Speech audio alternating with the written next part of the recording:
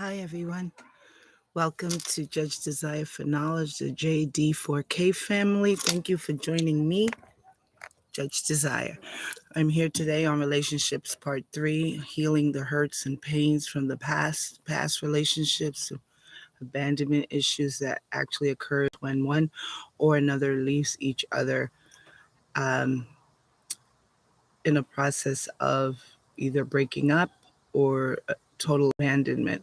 So, in my part 2 relationships, I actually spoke about multiple relationships and not being honest with one another, and how it can cause a triple effect when you don't do so. So, when you do have multiple relationships without the other one knowing what's going on, it's better to be honest about things in life, especially in relationships, because it can really drastically hurt another person, and it come to an extreme where you're now facing abandonment issues, feeling abandonment, hate, rage, all types of things happen to people, and they bring it into their other relationships. So that we don't do so, we actually, as I stated before, should be honest with one another. Speak it out, talk it out. If you're not going to be together, don't be together. But the healing process takes time after this. Sometimes you end a relationship after having children with someone, or maybe not have children, but the attachment is still going to be there because of the children. And the sad part of it all is that the children are the ones that have to pay the consequences sometimes, because we're not honest with one another. And that's sad. We must consider the children first. Don't talk bad about each other to the children, about one another to the children, when you have custodial rights, or um, custody, I should state. Either one is the same. A parent shouldn't do so, because each child is considered 100% half you and half that person that you did sleep with. That person you slept with, you loved at one time in your life. So basically, in order to heal from relationships that when you have children with, it's even harder, because in that relationship you may still see the person through that child. And some people have looked at that and abused their children, and it's a cycle that keeps going on. These children grow up with no sense of respect for themselves. They feel less than a person because one of the parents or both are talking about each other when the breakup and relationships end. And I don't think that's really a good idea, which is why in relationships part 2, I stated that we should actually come together and be adults and speak truthfully. Make your know, make yourself be real to each other, whether you're breaking up or in the relationship. And definitely do not talk about your ex partners, who actually are the fathers or mothers of these children, to your children. This has nothing to do with them. And so the part of the healing process is that if you can do that, not allow the children to get involved in what happened with you and your spouse or your boyfriend, then you're the grown up person here. Basically, when you don't do that, then you're the child, and you create all this animosity between the parent and child, and it goes around and around. And I've seen it in the courthouse a lot of times, and it's sad. Um, and a lot of children grow up and become sad adults. So my story today, my message today, is about relationships part 3, because I did part 1 and 2, and I wanted to end the relationships and move on to something else. It will be a surprise for the next one. Healing from past relationships. I just thought, I don't know why that came up, that I should talk about people that end relationships with children, because it's really important. That's just a part of the phase of being important. The children are most important. So when you consider that, consider yourself adult enough to know to move forward and upward for them. And when you don't have children, do it for yourself. It's called self-worth. You have to heal broken hearts by mending yourself, staying away from another relationship right away. Do not jump into the next one. I know everyone looks at sex, it's this, it's that. As stated in my past, committal, non committal relationships part 2, you can go check that out. Don't forget to subscribe, like, and share. I stated that these non committal and committal relationship causes a lot of effects.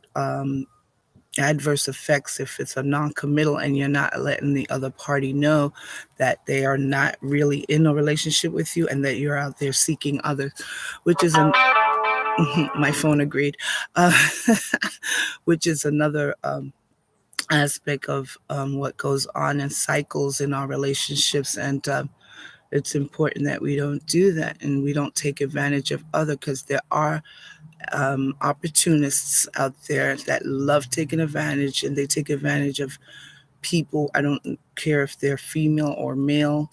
They take advantage of people for sex, money, or whatever they can get out of you, a place to live, drugs. The list can be so long.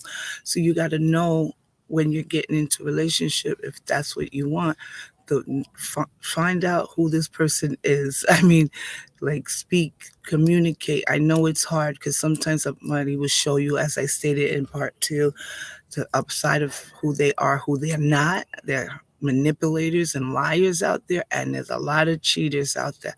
So I was stating to you last time that as adults, once you become 18 years old, let's act like it. I mean, this fun and game, it's no fun. I mean, it's not a game anymore, especially when you bring children into the world.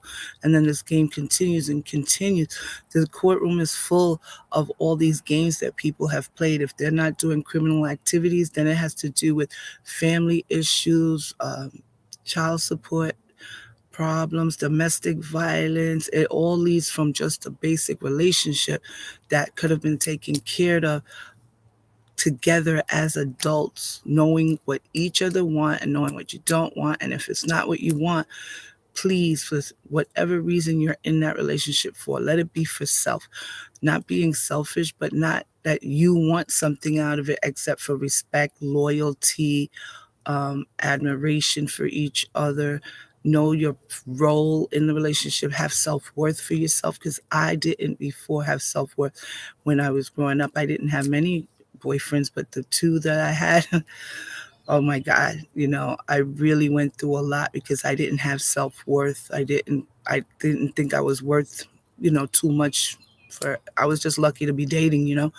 So, and there's a lot of people out there like that doesn't have self-worth for themselves. And what it's called is, you're not loving yourself. You need self-love. And once you love yourself enough, you're not going to deal with it. Because I love myself so much. I stayed celibate for a long time because, no, I'm not going to get into relationships. If I want to be in a relationship that's serious, then I'll stay by myself, meditate, find out who I am, love myself daily, make my affirmations. I am amazing. I am blessed. I am who I am. I love. I'm beautiful. I'm loved. I'm respected. Whatever affirmations come to you, just consistently tell yourself and meditate on it in prayers or whichever way you meditate, what works for you. But that's how I convinced myself that, you know what, I am really worth more than this. Not someone hitting on me or talking to me, verbal abuse, mental abuse, physical abuse. It's all there. There's a lot of people that go through that today. I'm not sure, but I will be doing a sorry guys, I will be doing a show on domestic violence eventually, and how we can heal. Well, before the healing process, we'll talk about what's going on in the courts with the domestic violence, because I will be doing family law this month. My monthly procedures, legal procedure, court procedures that will be this month will be family law. What all petitions and things you could file, how to file, and what you need to do in order to help your case. I'll do those monthly, and weekly I try to do a real talk, my truth, real talk, because sometimes we need to address situations that we don't want no one to know about, but you can get information here on YouTube from me, Judge Desire for Knowledge, and other people, of course. I would never say no one else, but basically it's real. The first way of healing would be forgiving yourself first, because, well, forgiving the other person and yourself, because no one actually takes fault on what they did.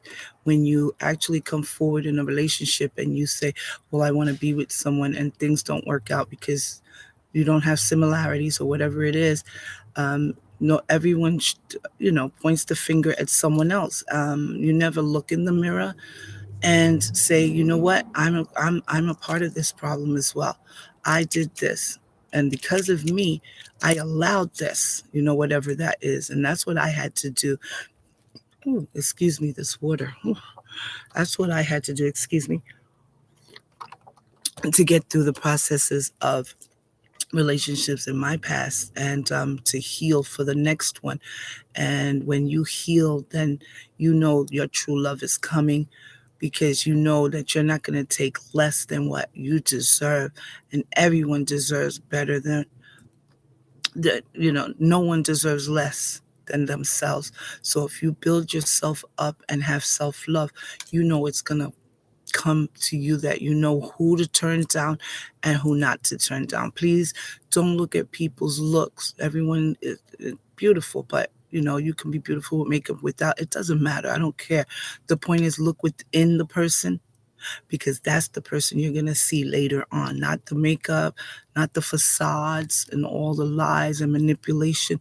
It takes but so long for a liar or a manipulator to be seen. You just need to see the red flags first. And once you get those red flags, know and feel that it is real. There's no way that you're not going to know. I mean, you don't have to have a special gift. Sometimes, like myself, I would see the red flag and not do anything about it. I give it one time, two times, three times, four, and I'm still sitting there knowing it. And then I needed confirmation. So my confirmation ended up being abuse, mentally and physically. And I'm not a small girl. I'm a tall woman, and I fight back. So it didn't end up well. Let's just say that. And so instead of getting into situations like that, we need to get ourselves out of situations that cause these kind of conflicts in our lives, in our relationships, and in ourselves. And it all goes back to the same thing: self love, self worth. We got to have it. We got to do it. It's not about ass, because eventually you're going to become an ass. Keep looking for it. You're going to become one. It's not that important. And what's more important is that you grow to know who you are and become the person you need to be, and heal and be able to give that to the next person, and then the next person, and the next person will see it. And whatever, it just, the cycle will continue, instead of the damaging cycles we see in the courthouses, that ends up sometimes murder, abuse. It's horrible.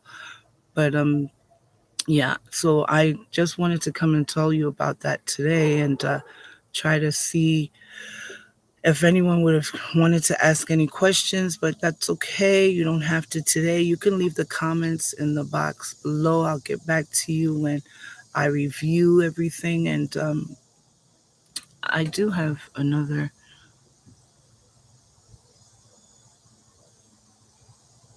thing that I wanted to read to you. Yeah, forgiveness and healing. I already stated that. I just wanted to say that sometimes a lesson is a blessing. And I used to say that all the time. I learned my lesson. It was a blessing. And that's the truth for everyone. And the consequences after is not worth it. And the karma that you will get from it is definitely not worth it. We all need to heal each other's pains, and it's best that if it's not working, especially in abusive relationships or infidelity, it's best to separate. You don't want to put your self-worth where someone doesn't see or deserve you, and thinks that you're not worthy, so they're seeing other people, or you find out. Forgiveness is good, but once you forgive, make sure that that's the person you want to stay with, because if they continue to do it and you don't know that know about it, you're going to always harbor that in your heart that this person cheated on you. And, you have to really release it. If you're going to keep the person in your life, you have to really release it. Release it to God, release it to the universe, to the Most High, whatever you call him, and just continue the relationship if you want to. If not, break it off, because not everything is what you see. And a lot of people think that you can't forgive someone and just move forward with your life. It depends on the mentality of each and every person. Everyone's not the same. Some people would never go back to someone like that, and some people will stay and continue the abuse, or stay and find out that it is going to work. So it's up to the person, and that has a lot to do with healing from other past relationships. Because if we keep bringing the same thing to each relationship, we're not healing, we're not benefiting, and we're not benefiting the other person. We can't just think of benefiting ourselves. You know what I mean? Like, we got to really try to see other people and their feelings as well as your feelings. And like I said, a lot of people don't care about other people's feelings, and they take advantage. They'll pay their karma for that. But as for you, you go, you heal, you do your job, you do what you need to do for yourself. If you have to be celibate, it's more important than going out there and taking it out with other people and getting involved in other relationships. Women, we can get pregnant. So you don't want to do that and then end up with another baby, with another situation, and more child support issues in court, because this always comes in with it doesn't matter to me how many children you want to have with different fathers, but I've seen more one person with 5 to 6 different dads. And they was collecting from each one of them, and that's seriously, something's wrong with you. I'm not sure what that is, but mentally something's wrong there, and we don't want to continue to do these cycles over and over, because we're going to do these cycles, and your lesson's going to have to be learned.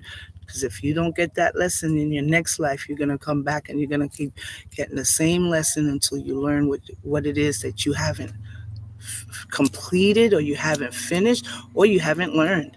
So I just say that life is a journey, and embrace that journey, and be true to yourself, first, and be true to others in adult relationship. I can see if you're a teenager, but once you've grown, I'm sorry, we got a lot of people on the road today coming up to the Poconos to have a great time up here. So basically, they actually, I'm sorry, I lost my train of thought. Yeah, well, adults, embrace the journey, and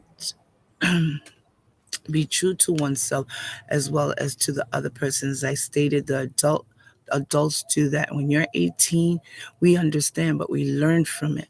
You're considered an adult legally in the court system, but the fact mentally, some teenagers to the 20s aren't adults yet, and they take things not as serious as adults, and they do things they shouldn't, and then they regret it later. So we don't want to become that um, blinded. But after your 20s, I say some people mature quickly and some don't. But if you're in your 30s, by now you're an adult. There's no reason for men to be lying and cheating, or women to lie and cheat. I mean, if you want someone else's money, go get another job, go work, get promoted. There's a lot of exams out there. Matter of fact, there's an exam called Court Assistant in New York State Court System. It will end on August 11th. Good paying job. You could rise from there and get other positions within the courthouse to whatever level you want to become. All right. So instead of riding on other people's coattails, you can actually do it for yourself. So you can become that independent man, that independent woman, and the adult that you're supposed to be. Because when we act like adults, we get what we're looking for in the future, and that happiness and peace and joy in our hearts. And that's what everyone looks for, because this world is not full of that. But I want peace in my life. I want happiness in my life outside of everything that's going on. So if you want the same, I'm glad you watched this show so that you can listen to me in my future shows. And I will be going on a journey, and I will be going live every Saturday at 3, but I will also be going live during the week a surprise adventure coming up. I'm going to take you with me, so don't forget me. Join me, Judge Desire for Knowledge, for next week at 3 o'clock. I don't know what the subject is going to be yet, but I will post it. But I will be going unannounced live where I'm going to be at. I wonder where that is. So don't forget, join me, okay? And we'll talk about it. Have a great one. Enjoy your weekend. Ciao.